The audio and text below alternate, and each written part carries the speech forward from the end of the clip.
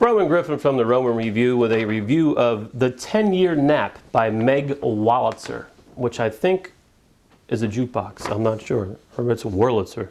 Anyhow, I read about 60 pages of this book. I guess there's a story, but it didn't go anywhere. However, what this book is a sounding board, and I'll explain what I'm saying. Here's off of page 14. There was always so much to do. There were lists and plans and schedules that were essential to a well-run household and that were still laughably, almost hysterically tedious. You, the brainy, restless female, were the one who had to keep your family life rolling forward like a tank. I took some out, paraphrase this. You were the gatekeeper and nerve center of the pulsing, chugging heart of your family, the one whom everyone came to and needed things from. Now she's talking about this woman Amy and Amy's story, but now all of a sudden she switches to the second person, you, the restless female. So what it is sexist literature.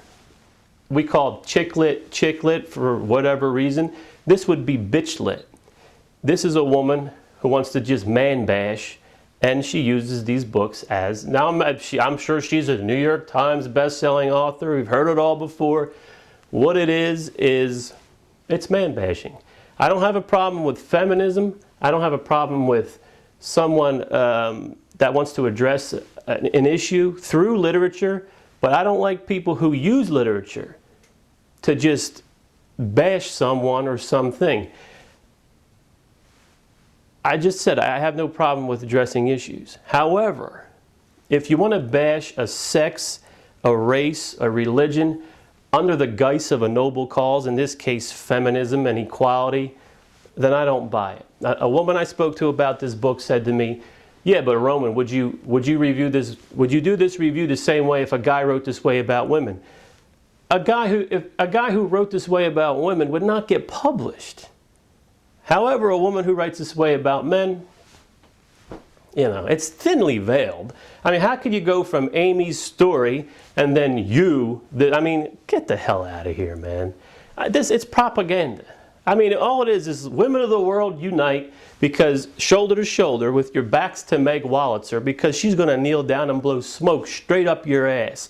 But don't worry, she's going to wear protective goggles because I'm sure the sun shines out of a lot of yours, or at least according to Meg it does, because without you, what would work? Absolutely nothing. We'd probably still wouldn't even have the wheel if it wasn't for women. But really, there hasn't been propaganda like this probably since World War II and Adolf Hitler. So I'm not buying it.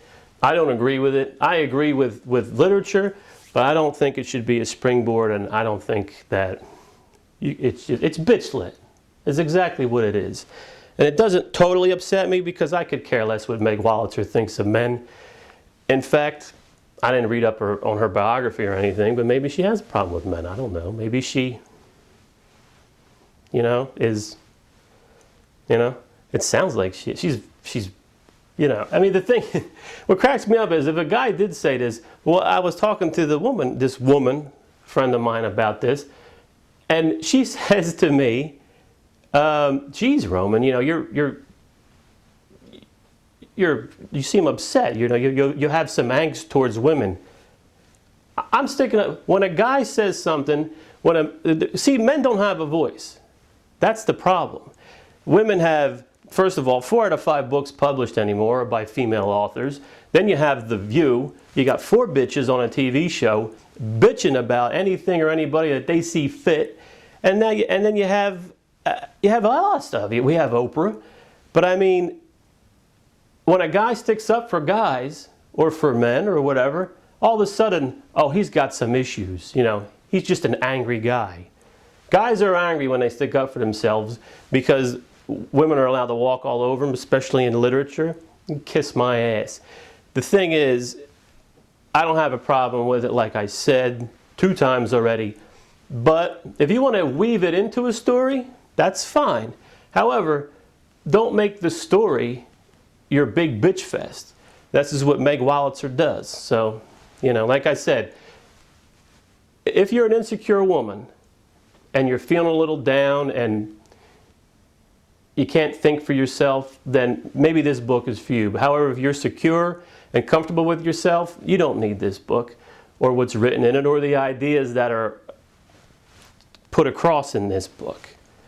I mean, granted, like I said, maybe some women like smoke blown up their ass, but I don't know many of them, but maybe if you buy the book for a couple extra bucks, maybe Meg will give you a reach around or something. I don't know, but you have to take that up with her.